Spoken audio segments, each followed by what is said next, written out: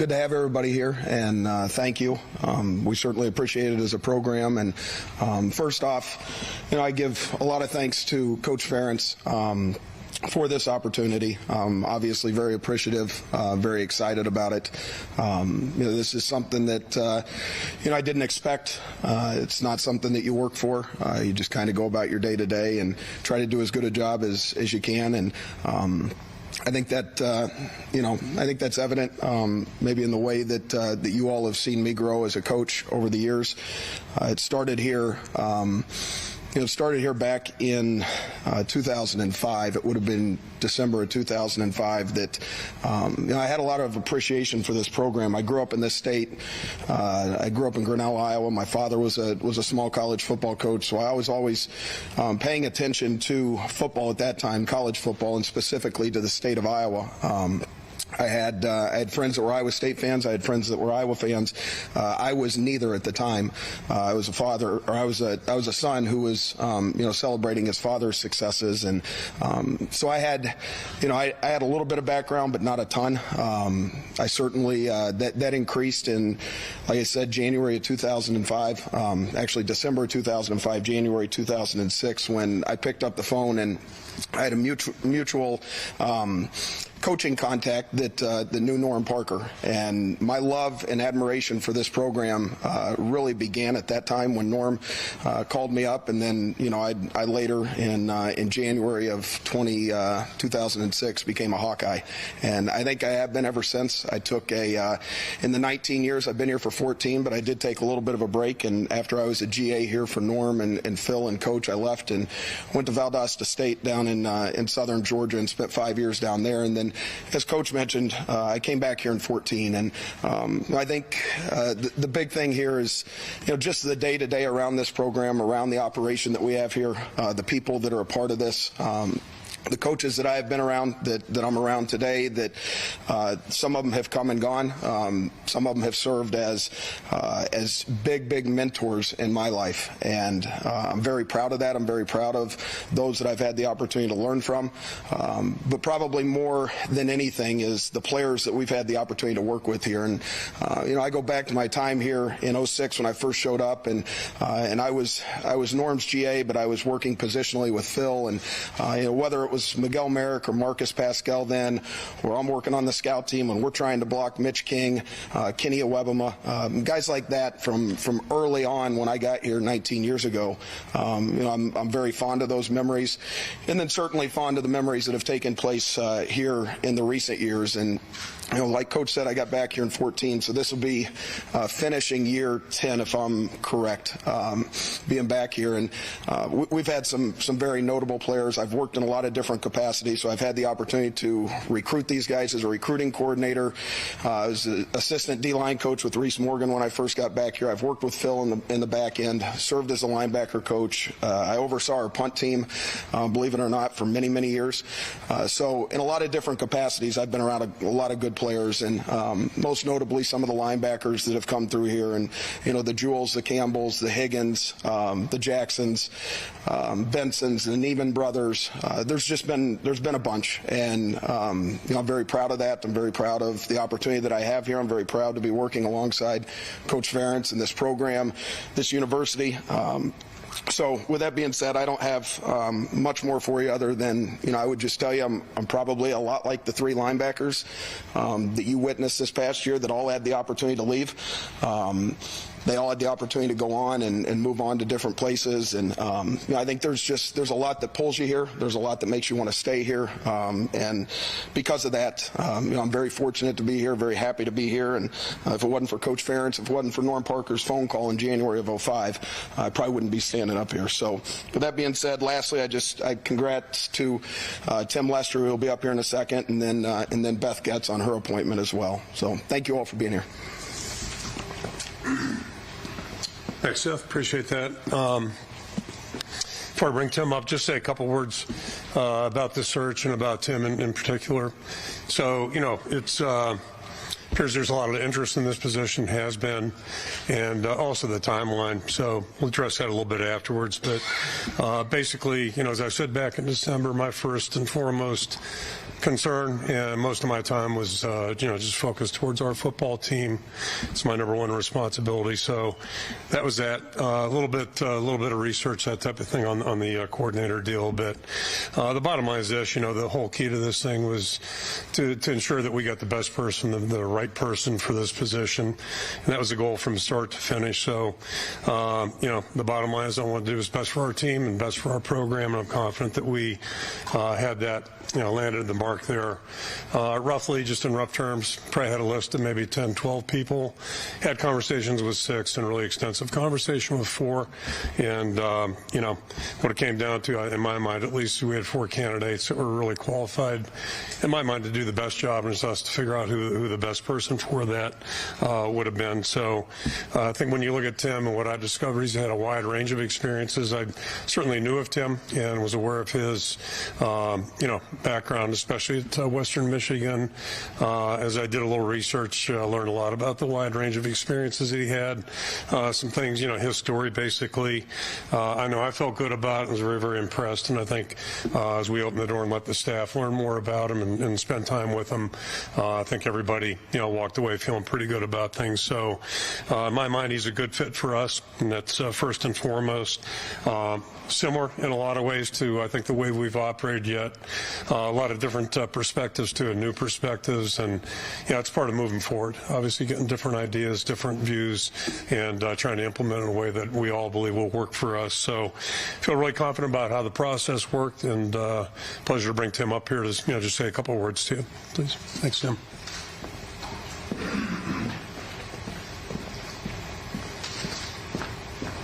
Thanks, Coach. I'd like to start off by thanking Coach Ferentz and Beth Getz for this opportunity. My family and I are extremely excited to be moving to Iowa City and be a part of this football program. The one thing I know everybody wants to know is what we're going to be about, and I can tell you right now that we're going to be a physical football team. We're going to be disciplined, and we're going to be aggressive. Aggressive in everything we do, from run game to pass game to keepers to RPOs to tempos. One thing I've learned in my time as a former quarterback coach, offensive coordinator, head coach at pretty much every level, it's about putting your players in the best position to succeed. Unfortunately, I've only been here a couple days and haven't had a chance to meet all the players, other than a couple that were in the hallway in the last couple days. But I'm excited to get to work with those guys and to figure out their strengths, their weaknesses, figure out where we can put them in positions to have success to help our football team win. So it's going to be a process. We're excited to get started as soon as possible. We started the moment we hit the ground running, and but really excited to work with all you guys, to answer all your questions. But most importantly, I have a saying, RBO, relationship before opportunity, right? I'll have a great opportunity to coach these young men once I have a relationship with them. So that process is going to start real soon, and we're looking forward to having the opportunity to have some fun out there and be aggressive at all times. With that, I'm turning it over to, back to Coach, and I know I'll be back in a minute. Thanks, Tim. And then last, just let Beth back clean up here. It's my first opportunity publicly just to say, really pleased to learn about Beth's full-time appointment, and I think you heard that from basically everybody in the department. She's done a great job since she's arrived here, and I think all of us know these are really interesting, unique times in college athletics. It's going to take, I think, a real forward-thinking leader to help move us forward. Our program's got great potential, and really confident Beth is going to do an outstanding job in that role. So I'll ask Beth to come up and say a few words too. Thanks, Beth. Thank you, Coach. And it's anytime we get a chance to support what Coach Ferentz and the program is doing, it's a good day for us. And so I just wanted to publicly have a chance to congratulate Seth, Coach Wallace, on this well-deserved and well-earned opportunity. And what an example he is for our student athletes. And I know without question, as you all speak to them directly, the impact he has on them day in and day out, not only on the field, but certainly personally. So congratulations to you. And welcome to the family family to Coach Lester. We've got a little bit of history, so obviously we were in the MAC together, and so I got to compete against his teams a little bit. But I also had the opportunity to get to know his son, who's now a professional men's volleyball student athlete. Went to the Final Four while I was at Ball State, and so it was a pleasure just to get to know the type of individual and the character he's bringing to this program. And we are so excited to welcome you and your family to Iowa City, and just want to congratulate Coach on putting together such a great staff and a great team. I know you everyone is as excited as we are about the personnel coming back and counting down the days. I know Coach may like a few more, but counting down the days so we can start fall camp already. So great group. We're looking forward to the 2024 season. It's going to be an exciting one, and we're excited to have this group leading our young men. Thank you. Thanks, Beth. Okay, if you have questions for Coach Ferentz, raise your hand. I'll just throw a couple words out here too, just in closing, that really excited about this team, working with this team. We got back here almost 4 weeks ago, I guess tomorrow, or actually Wednesday. We get snowed out, iced out, but really like the group that we have. Certainly excited about the way the staff's coming together. We still have one spot to fill, and hopefully get that done here in the next 2 weeks. I think we've got a good grip on that. Certainly as we move forward, and it's like every year at this time, it's all about moving forward. It's a new team, new year, new opportunities, and the biggest thing is that we just have, I think, great people involved in the program at all levels, and really pleased with the success that we've experienced. And I kind of go with 5-year increments, and certainly the last 5 years with 3 10-win seasons, a lot to be proud of there.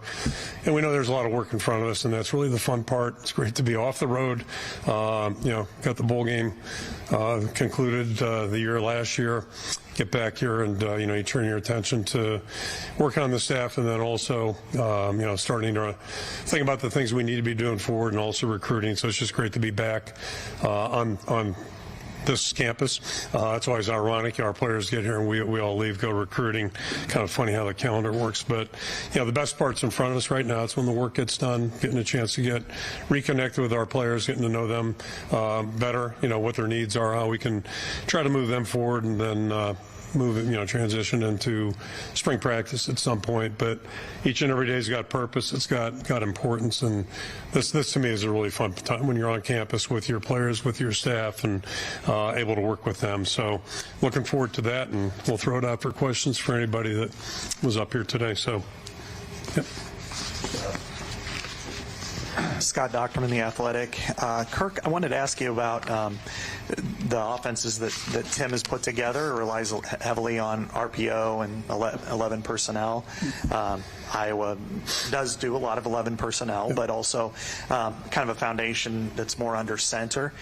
How do you anticipate kind of the marriage going, and what are the kind of the keys that you think will help the RPO game work here at Iowa with what you have? It's kind of funny. My first blush was crossover film through the years. You watch people, and first thing I think of is 12 personnel. Actually, with them, they ran the ball extremely well, and to that point, what you said is correct as well.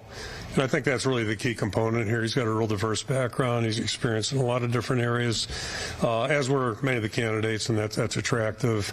Last year, being in Green Bay, being on the defensive side, yet part of his response, I don't want to speak for him, but part of his job was to analyze the offense that the Green Bay would face each and every week. So he basically, forget about the preseason, but got to study however many that is. They play 17 in the NFL now, 17. Well, it used to be 16, 17 playoff games, 2 playoff games. So, it's like a year of research. And I've always joked about, it'd be great to have a sabbatical, like professors go research, study. The bad news is it usually means you got fired the year before when you get to do that in our business.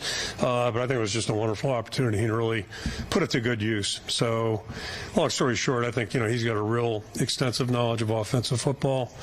And the most important thing in any year is knowing who your players are, where the strengths and weaknesses are, and then trying to get them in the right spot. And that came across clear during the conversation portion of things over time. Offense is all about figuring out who we got to get the ball to, and then working from there. And hopefully we'll have a couple people to get the ball to, not just one or two. Hey, Kurt. Chad Leicester, Des Moines Register. I'm sure, as you studied Tim's background at Syracuse, Western Michigan, even the Packers, I guess I'm just curious where you landed in terms of where his potential was offensively and what you liked about his track record, at all his stops. Yeah, I think I'd look more at the last 6, 7, 8 years probably, Purdue on, and with all due respect to Syracuse at that time, because I don't read a lot of feedback, but I did read somebody, took a shot at that one. And my first thought was, okay, if you evaluated my career at Maine, I probably wouldn't still be standing here. I never would have been standing here. I was proud owner of a 12-21 career record at Maine. So, you can go back, and I think you have to, quantify and qualify everything you look at. It's like our team last year. I think there are pretty obvious reasons why we struggled offensively. It really doesn't take a detective to figure that out. So, what I've looked at and focused more so, the job he did with David Blau at Purdue, and then the entire body of work at Western Michigan. You consider the MAC schools, they typically play at least 2 games that are, you're fighting, you're swimming upstream. Yeah, and look at some of the wins that they had and some things they did, beating Pitt in 21. There's some really impressive things there, but more it's about the big picture. And then last year's experience is really factored in too. You try to examine the entire resume, try to talk to a lot of people that have worked with him, know him and pretty intimately, and then project, is this candidate going to be a good fit? And I felt really good about it, the work I did on the front end, and then certainly with our staff getting involved, and everybody gets involved in it, the interview process, making phone calls, all that type of thing. So it's pretty thorough, pretty extensive, and because of that, I feel really good about where we're at. Kirk, Tom Kakert, Hawkeye Report. Wanted to ask you about the wide receiver position. Remember when Greg Davis got hired, he brought Bobby Kennedy in with him. Is that something you would consider doing with Tim, or have you kind of maybe settled, or do you have a direction where you're going right now? I think we're on a good path, but there's no mystery. I mean, every position is not the same, but it is the same in that it's a fresh beginning for everybody right now. We're fairly young in that room in a lot of ways, and we're fairly inexperienced in terms of production, that type of thing, but I think there's a lot of potential there, and ultimately you want to get somebody who can, just like Tim said a minute ago, build relationships, be good teachers, and most importantly, a coach's job is to help players become better. If it's pro football, it'd be all about becoming better players.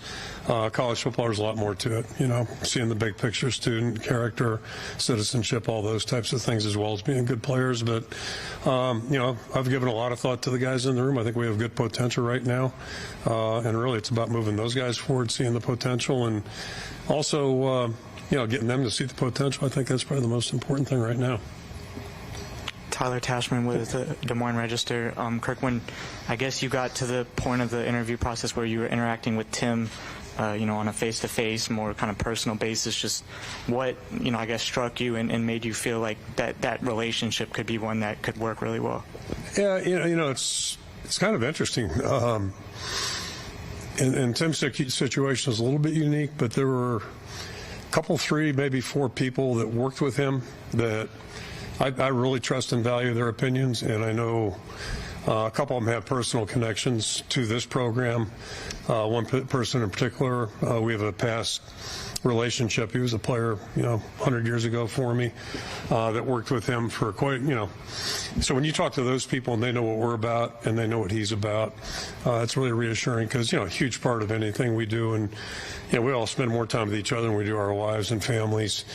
The first thing is, you want to bring somebody in the building who is not going to be like everybody else, but, is going to share some common goals and realize this thing's bigger than any one of us individually. And that came across real clearly. And then, when you really get into the personal part of it and the personal interaction, the staff interaction, then hopefully that comes across to everybody and everybody feels the same way. And I think, again, I feel really good about, how our staff felt about Tim and their exposure to him and the things they learned too when they did their homework and research. But this was a group effort for everybody to be involved. I think is important, and for everybody to maybe not be unanimous on the vote necessarily, but everybody saying, yeah, I can really see this guy being, really successful with us, and then, letting him go to work.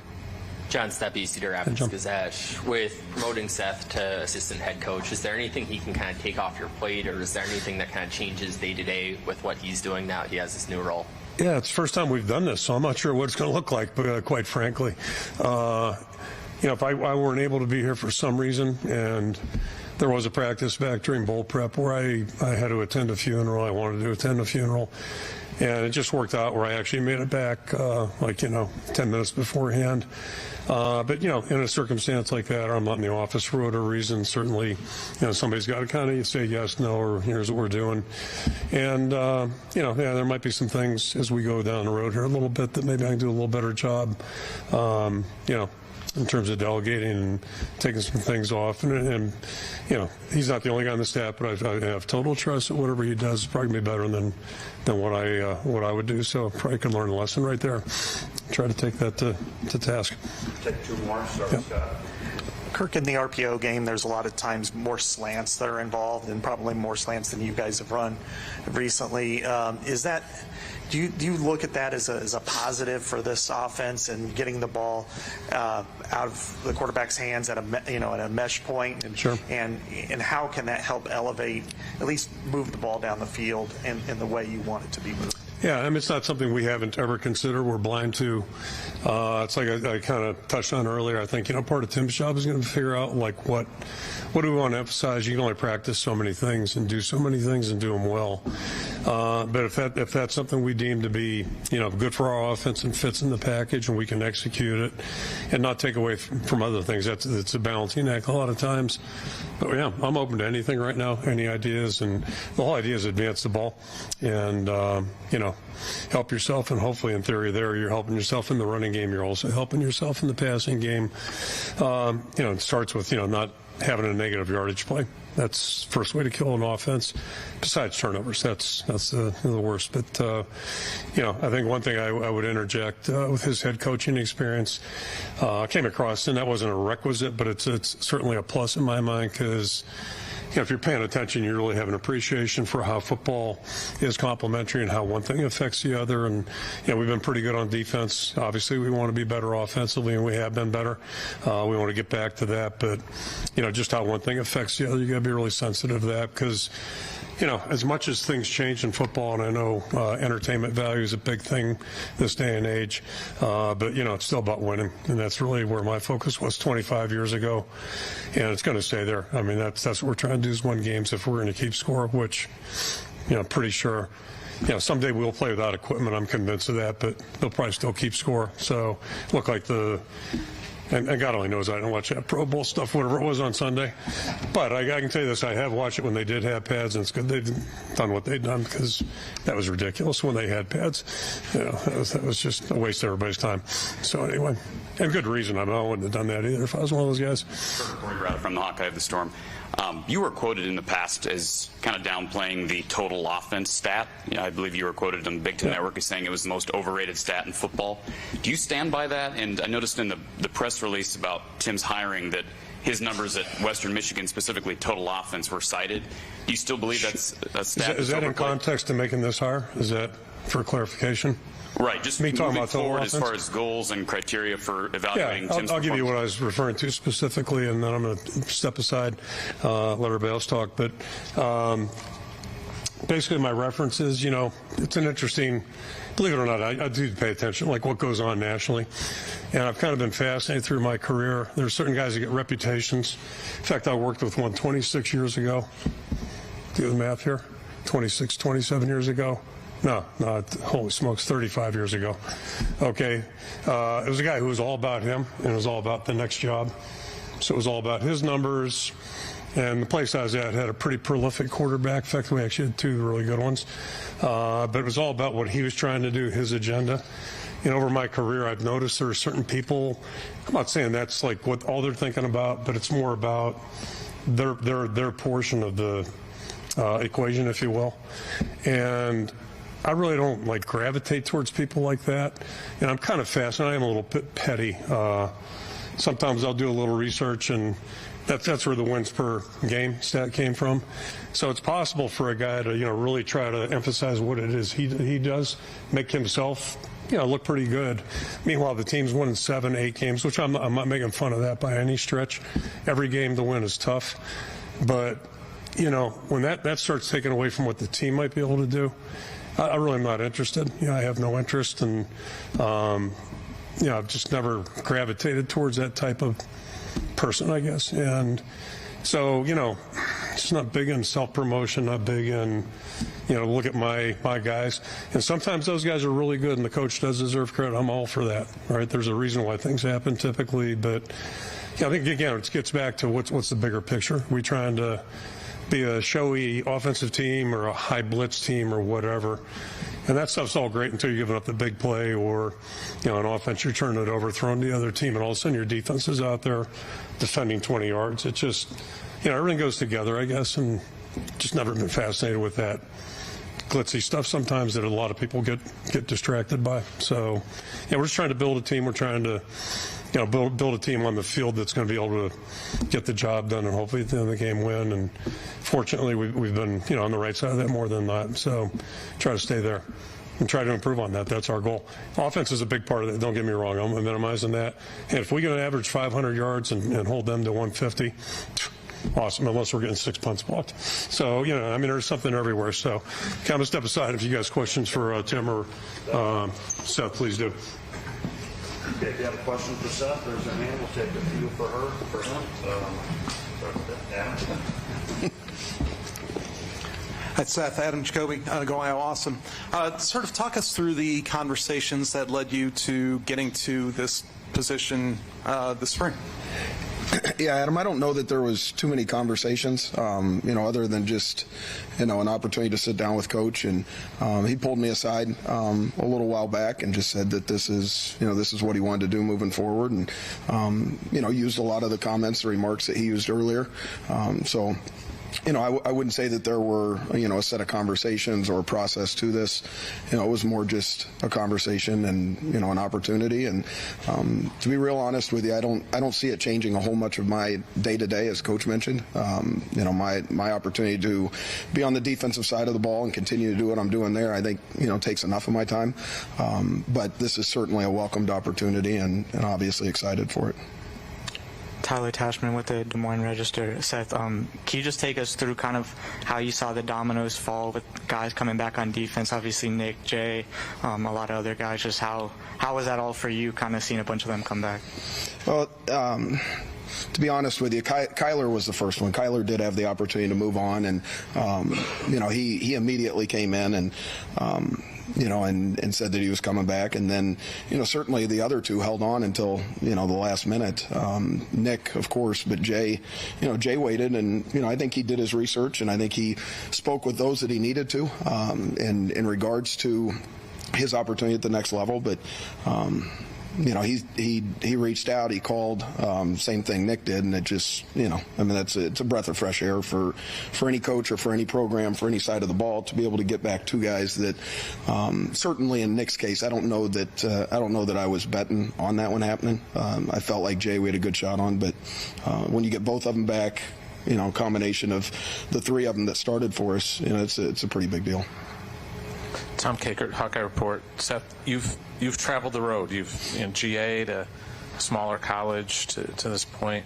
What does this mean to you personally as a kid who grew up in Iowa and had the faith of a head coach like Kirk Ferentz to? Yeah, it's I talked about the love and admiration. So I think you can use those two words if you're looking for a response right now. The conversation that I had with Coach was, was probably a real big moment. But, really just, knowing that, I grew up a coach's kid. My father was a Division III coach. That was a path that I felt like I was headed down, and I was good with it. I was okay with it, other than my mom kept reminding me, if you're going to be at the Division III level, you better, and no different now what we've created in Division I, but the Division III levels, it's a tour of duty, and she kept reminding me that, your wife better completely understand, what's going on here. And she better understand what's going on here in the current state, because this is a little bit crazy, too, what we're dealing with in college football. But I just think, certainly not what I set out to do, but it's a welcomed opportunity, and I think I'm very fortunate. Seth, Elliott Clough, Rivals. we've got to talk a little bit with Kirk and Tyler about these new 3 linebackers coming in. I know they've all been committed for quite a while, all Eastern Iowa kids. Just what are your thoughts on them, and what attracted you to them, and what are your expectations, I guess, for their potential when they do get here? Yeah, I don't want to pigeonhole myself in recruiting, but it was a little bit by design. I don't know that you could count on 3 linebackers or 3 on the defensive side of the ball. I know you can count on more than 3 in the state being scholarship players at the highest level, and that's a tribute to our high school coaches and what they're doing in this state and the development and the type of kids we're getting. But to say that we were going to find 3 linebackers all within a 50-mile radius of Iowa City, and I don't think that any of you would write a negative article on those 3, after being around them and seeing their storied high school careers, because they're all state champions in some regard, which is really fascinating when you think about it. And then they've all come through our camp, so we've had a first-hand opportunity to be around them, their family, but more so to vet them from a football standpoint or from a on the field standpoint is it's a little bit unique. So I'm not counting on it. I can't talk about next year's kids. You guys read about it, or you guys at least reached out to them this weekend. Sorry. John Seppi, Cedar Rapids Gazette. You were mentioning in your opening statement having the opportunities elsewhere, but a lot keeping you here. Kind of what are those things that have kind of kept you here and made this such an attractive place to stay? Yeah, I think there's a want to be here. There's not a I wouldn't say there's a need to be here. I wouldn't say that there's an actual want to be here. And where I'm fortunate, where I separate myself from a lot of other people is I'm from Iowa. My wife's from Iowa. My parents are around. Her parents are around.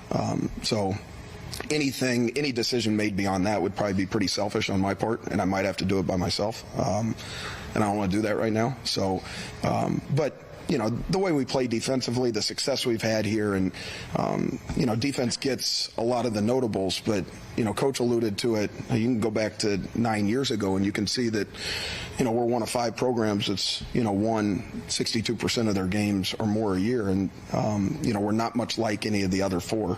So there's a lot that keeps you here. You got a chance to win. You get a chance to coach good people, good players, work with good people, good coaches, good staff. So it would take a lot to leave here for a lot of things, to be honest with you. Finish up with 2 more. Hey, Seth, Scott Docterman with The Athletic. And along those lines, I know in this neighborhood, I think at least 4 different schools in the former Big Ten West have reached out to you, talked to you in different facets in the last couple of years.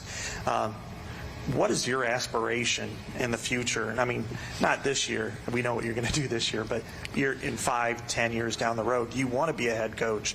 And if so, is succeeding Kirk, a step towards that in some regard?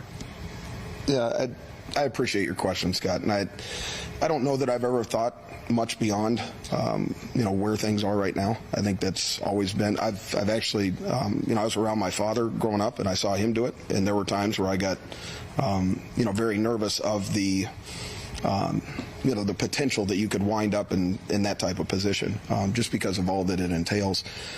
So it's not that I wouldn't want to get there at some point. I just think it's a byproduct of doing your daily job, and really that's kind of all I've been about, for the course of my career, is just, see how well you can do your job, where you're at, and with those that you're doing it with, and then the rest will take care of itself. But to David's question, there's a lot that that keeps me grounded, and I get to work with Phil, and I said he was an acquired taste a couple of weeks ago, and some people have asked about that.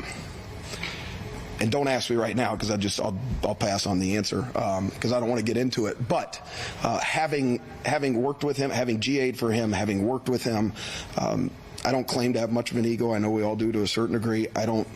There's not much I need other than just the opportunity to coach our players, make some suggestions in regards to what we're doing defensively, and then, turn the page the next day and keep doing it. So I think a lot of it just keeps me grounded. Opportunity to be around, some really special people is a big part of it. Last question, Kevin. Coach Wallace, Adam Jacoby, Rivals. You had a pretty good offseason in terms of returning guys that you really wanted to retain. Sort of the downside of that is you've got a lot of linebackers on scholarship, guys who are capable of contributing to this team. How do you manage a situation like that, especially with the scholarship count where it is right now? Yeah, Adam, I recognize that, and I would reference it as maybe an inconvenience, not a downside. We've got a lot of good players on our team. The room that I'm responsible for is, is a foundation and a catalyst to what we do special teams wise. So there is opportunity there, but there are some guys in that room that have been waiting around for 3, maybe 4 years for their opportunity, only to think that opportunity was going to come available this coming year, and then you have 2 or 3 guys come back. So I do recognize that it's the ever-changing world that college football is. They've got choices to make. I would welcome their choices. I would give the 2 sides as best I could in regards to it. But at the end of the day, they've got to make some decisions, and I would say that is where we are fortunate. There's not a ton that is good about the transfer portal, but there are kids that can leave now and maybe try to find a better situation if in fact they're set on not being here. So it's hopefully an answer that sums it up. All right, thanks guys. Thank you. Question for Coach Lester. Raise your hand. We'll start with you. Left. David Eichholt, 24/7 Sports. Coach, welcome to Iowa City, first of all. Thank you. I appreciate it. I think there's a lot of questions about the wide receiver usage. I mean, Iowa's only had 1 wide receiver with 600 more yards since the start of 2016. It's a position that comes with a lot of ego and wanting touches. I guess coming into Iowa City, how are you going to kind of maybe reinvent the wide receiver positions? Because I think you said in your opening comments, you want to put a product that people want to be a part of. So I guess just from a strictly wide receiver perspective, how are you trying to plan to do that? Well, obviously wide receivers are a huge part, no matter what you're running schematically. But putting them in position, I think is the biggest key. We through my time in coaching, I think we've been around quite a bit of pretty good ones, and we've been able to find ways to get the ball in their hands. There's a lot of ways to do that. Whether it's screens, whether it's just straight drop back, whether it's putting them in the backfield. The flexibility of an offense is key. And so I haven't had a chance to meet all the wide receivers yet, but I want to make sure that the quarterback understands that we are going to spread the ball around, and he's going to read his keys as he's supposed to. It's my job to make sure that one of those first couple options is the guy that we want it to be. So had some success with that, and plan on keeping it going. Hey Tim, Chad Leistikow, Des Moines Register. Hey Chad. Were you calling plays in 2021 for Western Michigan? In 21, yes. I did 18, 19, 2021. Yeah, yes and no. Yes and no. My research was unclear. Cody and Jake Moreland and okay. I mean, Jake is gotcha. My best friend, and we think the exact same. We played together. We coached together 80% of our adult lives. Okay, gotcha. And we kind of groomed, and he was ready. So we kind of hopped in and kind of team did it that year, but 3 years before that I called him.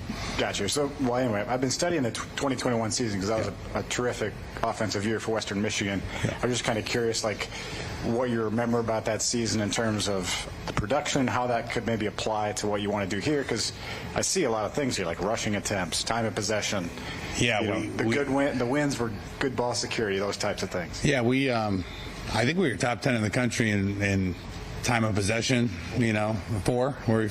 I never huddled, which was unique, That team, I felt like we did a good job running the ball, finding our run lanes, and the pass comes after that, right? We never even talk about throwing the ball until we figure out how to move the ball on the ground, and that was an explosive team. The one thing that people don't, maybe it's because I'm a quarterback, and I always have been, and coaching them, we're going to do what that person does best. And Caleb was good at it, and before that we had John Watson, was my first couple of years our quarterback, and he was great at drop back, going through a progression, that was his thing. I just noticed, I just saw a trophy, the Campbell Trophy in there. John was a finalist for that, which is what an award that Jack won. John was a finalist when Justin Herbert won it, and so it changes every year depending on who you have and what he does well. I mean, that guy behind the center matters, right? And so figuring out what he does well, because if you have a flexible enough offense, we can call it any way he wants it. That year, Caleb was really good at the RPOs. We had some pretty dynamic wide receivers, D.S. Cridge and Sky Moore. We had 2 second-round draft picks out there running around. And so that combination that year was a great mix, and we had a great combination with Jake upstairs and me on the field. And so, every experience can help us, right, moving forward. But we got to figure out kind of what we got and what's the best way for us to be efficient, aggressive, run the ball, and help the team win. And then we'll do those things, whatever they are. Hi, Tim. John Steppe, Cedar Rapids Gazette. How do you blend, or what's kind of the process of blending stylistically what you've done before with the RPO, with other things, with kind of what Iowa has done historically, has found success doing historically? It's a process that started a couple days ago, but it's an exciting process, to get everyone's opinion in, and I have all kinds of playbooks, what's going to jive with what they know and where we think we can improve, and so I've coached long enough now that I've run a lot of systems, in 2008 when I was a Division III coach, Seth was talking about that. We ran the Shanahan system. He was the quarterback coach at Houston Texans. Matt, who I played college ball with, got him coffee. I think that was his official role. And so I got the playbook then, and we ran that at Elmhurst. At Syracuse, when I took over, we took over a spread offense that didn't even have a tight end, and we tried our best to blend them together, and then we went to Purdue and got to run the Saints offense, which was really neat, learned a ton. Then on to Western, where I had an offensive coordinator my first year, and then when I took over, tried to put a little bit of that in it, and then to go back and work with Matt this year was full-fledged that system. Everyone runs that system a little differently, but it's fun to get back after 10 years of being versions of it. It was fun to just be in it and watch all the teams in the league run a version of it. Not all of them, but a good portion. So there's a lot to choose from, and I hate to keep going back to this. Like, I can't wait to see what we have, But I definitely know how to tie them together, and a lot of the formationally and how we're going to build it. What gets called will be dependent on kind of what we see in spring and what we see as we see these guys move around here in the next couple months.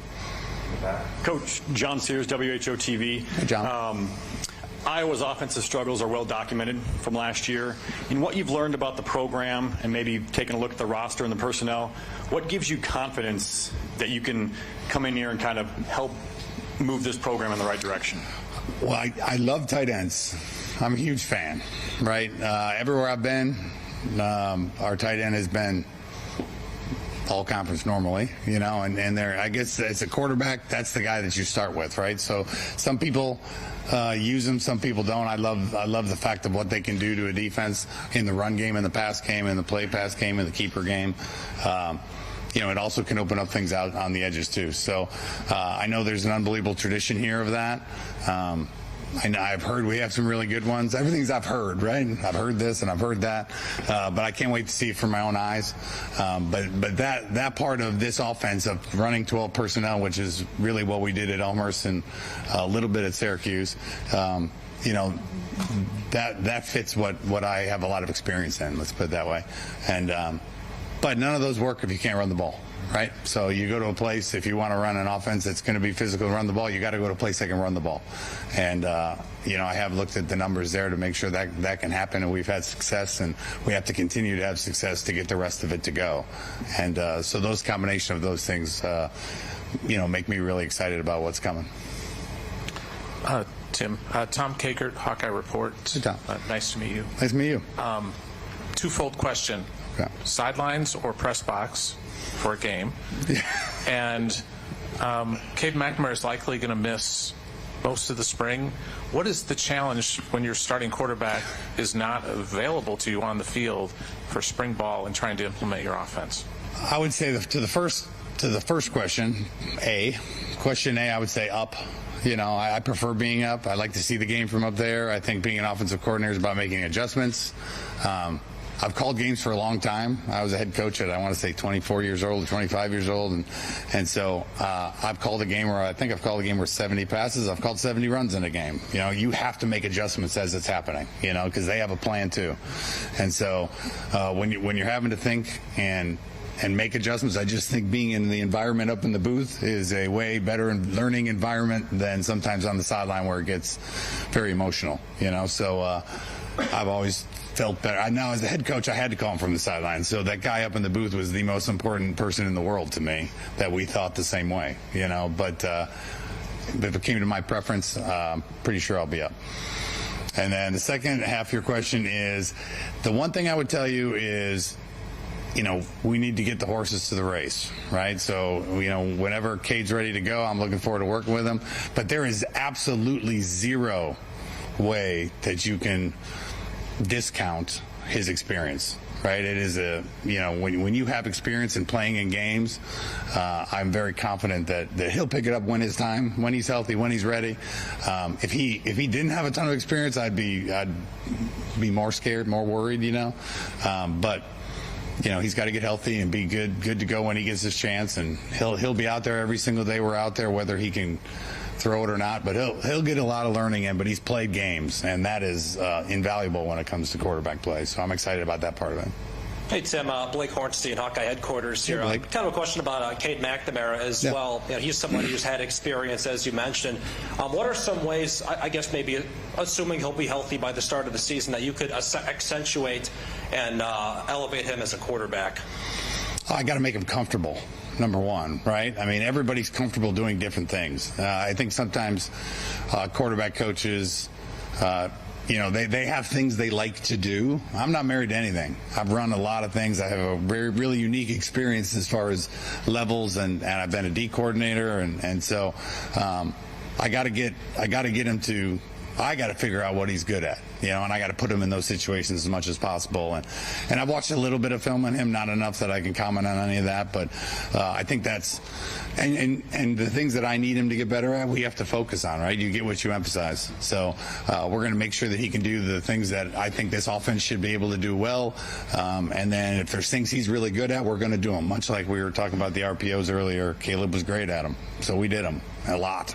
You know, and it worked. So that I got to get to know him and make sure every quarterback. I mean, there's a couple, you know, that the year I was at the offensive coordinator at Syracuse, we lost our starting quarterback. I want to say it was play 7. It was an Achilles. It was like an Aaron Rodgers thing, and then the backup went down, and I ended up playing a walk-on, and the offense totally changed. We had to change, you know. So I got to get to know each guy and what they do well, so that we can call the offense to have the most success when he's in there. But that's on me to make sure I can figure that out and put him in good situation to have success. Finish up with 3 more. Start with Scott. Okay. Oh, Scott. Yeah. Scott Docterman with The Athletic. How you doing, Tim? I'm good. Good to see you. Quick question, and before my real question, you're going to be coaching quarterbacks just to make sure? Is that yes, sir. Okay. Yeah. Good. Route concepts. Yes. How do you? What structure do you like to run? Especially because you ran so much RPO. Yeah. How do you like to build your concepts? You know, beyond the line of scrimmage, you ran a lot of 11 personnel. I mean, you know, or 11 or 10 personnel, probably 90% of it that I've seen at least. But, me 10? Yeah, well, not 10. I was going to say 10. Like I think I've like a lot of 11 personnel. Yeah. But how do you anticipate that working within kind of the foundation of what Iowa likes to do, because 12 is such a staple here? Yeah. I kind of think, I look at myself as a 12 guy. You know, when the years we had 12, I can remember my first couple of years at Western, we had 12. And those are good years, where I felt more comfortable with what we were doing. At Elmhurst College, we were 100% 12. That's all we ran the entire season. So, but either way, when it comes to route concepts, you got to understand the timing of the quarterback's footwork, and we can build. You know, it's kind of like a piecemeal every week. You know, you're building the concepts. Now, there's some full field where we're going to call it. He's going to know his progression, and we're going to go to work. We'll have 4 to 5, 6 of those that he's comfortable with. But I just think the flexibility in the passing game is what makes, you know, the offense I ran in college, which is more of a Spurrier stuff, compared to what Shanahan does and how they build their progressions every week. So it might look like a different route combination every week, but we will change them based on coverages and what we're seeing. But I want to get the quarterback comfortable with the same thing over and over again. The key is to have him do the same thing over and over again and have the defense think it's a different play, right? So when you have your, we like these 2 or 3 things against this coverage, and we like this on the backside against this coverage, and you can mix and match them, and you get 5 on the front, 5 on the back, and the iterations of those 2, and then you add shifts in motion to it. You can really put a guy in a comfortable situation where he knows what's going on. It might not look like that to the defense. That's the plan. But it all starts with what we're getting and what he's comfortable with, and so we have to get him, we got to get it installed, figure out what he's comfortable with, and then we can build it from there. But it always starts with the coverages we're getting and what our guy's good at, and then I feel like we can always build it from there. I got 600 pages of pass plays in there, figuring out what he's good at and getting good at something.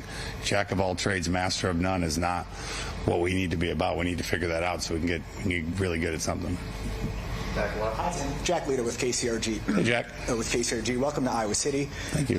What you said before, RBO, relationships before, or RBO. Oh, yeah, opportunity. Regarding that, a lot of coaching is not just X's and O's, but a matter of trust, building relationships with a lot of guys you haven't met, guys who were playing for a different guy under a slightly different system 4 months ago. What is the key in coaching? You've been around different places, in being an offensive coordinator and earning trust of those guys, especially in these first few weeks when you're meeting them for the first time, showing them these new things. Yeah, you're exactly right. I think the biggest thing is sitting down and learning about who they are, and because it does matter. It is fun watching. We have cut-ups and they get to watch, some NFL cut-ups, and I think they always appreciate that, running some of the things that they've run at that level that we've had success running at that level. But it's the most important thing is for me getting in front of them and really just asking where they're from, because I don't know for a lot of them, some of them are from in my backyard in the suburbs of Chicago, some are from Iowa, some are from Australia. I met him the other day. And he didn't even have to tell me where he was from. I knew. And it was awesome to meet him. So that's really the key, because I know once we have that relationship, then it's time to go to work, and I got to show them kind of our ideas of what we want to do. I really want to see them all move around. I'm excited to start getting the playbook put together, which is going to take some time, and really watching all of last year's film to watch the guys play, and I haven't had a chance to do that yet over this weekend, these 4 days, but that's what's coming soon, We'll finish up with 2, Pat and then Matt. Hey, Tim, Pat Hardy with Hawk Fanatic and KCJJ Radio. First off, congratulations. Welcome to Iowa City. Thank you. Just want to know, how much do you value mobility at the quarterback position, and will that be a priority moving forward when recruiting? I value efficiency at the quarterback position. Mobility would be a bonus. Like, if I can get both, 100%, I'm all for it. I mean, who doesn't want that, right? But there has to be efficiency first, right? And I think sometimes people get enamored with the mobility, and when they have to drop back on a 3rd down and get us the 1st down, or a 2-minute drill to go win us the game, that we can't fall short in that scenario. You got to play quarterback first. You got to be able to move the sticks with your feet, and the more you can do, the more we can do when it comes to running the ball. So it's just a great icing on the cake if you can have it. So I'm always looking for it, but I'm not going to go away from a guy that I think can really execute an offense and make throws and be efficient as a quarterback, just because if he can't do that, I'm not going to just take him because he can run a little faster. You know what I mean? Last question, Matt. Hey, Coach, Matt McGowan from the Daily Iowan. So back in 2022 at Western Michigan, how much of the play calling were you involved with, and what did you take away from that season? Was that my last year? Yeah. Oh, I hired a new offensive coordinator. He came in and put in his system. I was going to be more of a head coach, and when did I take over? The last 4 games? We were really struggling. We weren't playing complimentary football. We were turning the ball over. We lost our quarterback in Sky Moore. They had 2 years left before they were done with their eligibility, and they left in January to go to the NFL draft. Obviously, I was excited for him, but it threw us off guard a little bit. It's worked pretty well for Sky. Obviously, he won 1 Super Bowl, and he's going to another one. So excited for him. But so we were struggling personnel-wise, and so I think we won 3 of our last 4. It wasn't pretty. It was what we had to do. I played a true freshman quarterback and 2 freshman wide receivers, and kept ourselves in games, let our defense play great, play good. I mean, we found a way to win those games when that's what we had. That was our best foot forward. So, yeah, I think I caught the last 4 that year, and had to call different words than I'm used to calling, so I had to read it off a sheet, which is harder for me. And normally the guy that puts it in his back pocket and doesn't take it out, but yeah, I called. That was the last 4 that I called. Okay. We're good? Thanks, guys. Appreciate it. Thanks.